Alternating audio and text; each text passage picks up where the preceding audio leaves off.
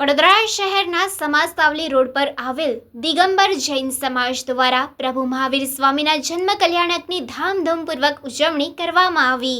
વડોદરા શહેરના અયોધ્યા નગરી એવા મા શક્તિ ગરબા ગ્રાઉન્ડ સમાજ સાવલી મેઇન રોડ પર પ્રભુ મહાવીર સ્વામી ભગવાનનો જન્મદિવસ હોય મંગળવારે 2624મો જન્મ કલ્યાણક દિવસ ઉજવવામાં આવ્યો હતો અને અજીતનાથ ભગવાનની પ્રતિષ્ઠા મહોત્સવનો ત્રીજો દિવસ એટલે કે જન્મ કલ્યાણક દિવસ છે।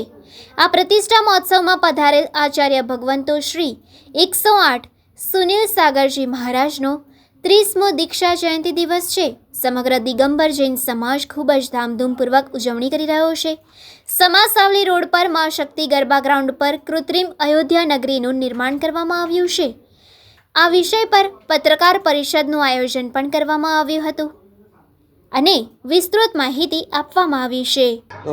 પરમ પૂજ્ય આ તપસ્વમ્રાટ આચાર્ય સન્મત સાગરજી મહારાજના શિષ્ય આચાર્ય સુનિલ સાગરજી મહારાજ જે 2014માં પધાર્યા હતા અને એમના સાનિધ્યમાં સન્મતિ પાર્કમાં ભૂમિ શુદ્ધિ થઈ હતી અને મંદિર નિર્માણ કરવાની પ્રતિજ્ઞા લીધી હતી।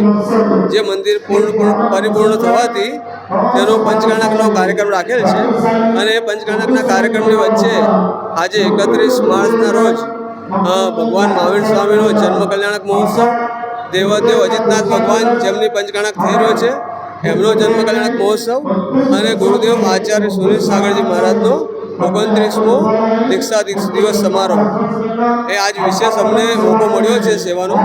તેમાં પૂરા બરોડા ડિસ્ટ્રિક્ટની પબ્લિક સમાજ આવી છે તેમજ મહારાષ્ટ્ર, ગુજરાત, મહારાષ્ટ્ર, મધ્યપ્રદેશ, રાજસ્થાન દરેક દેશના ખૂણામાંથી અને વિદેશથી પણ પબ્લિક આજે પધારી છે અને ખૂબ જ ઉત્સાહથી આ કાર્યક્રમ ઉજવી રહ્યા છે। આખી 7 લાખ ફૂટમાં અમે અયોધ્યા નગરી બનાવી છે।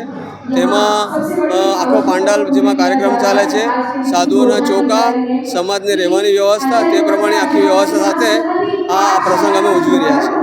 કેટલા દિવસ રહેશે આ 29 માર્ચથી ચાલુ થયું હતું અને 3 એપ્રિલે પૂરું થશે। 3 એપ્રિલે પછી અહીં પ્રાણ પ્રતિષ્ઠા પૂરી થઈ અને ભગવાન જે સન્મતિ પાર્કમાં પાષાણનું આખું મંદિર બન્યું છે જેમાં અમે એક બી લોખંડનો ઉપયોગ નથી કર્યો એવા મંદિરમાં ભગવાન વિરાજમાન થશે જેની આયુ લગભગ 2000 વર્ષ હોય છે મંદિરની। આપનો પરિચય? રાકેશ ભરત કુમાર જૈન, સન્મતિ પાર્કમાં ટ્રસ્ટી।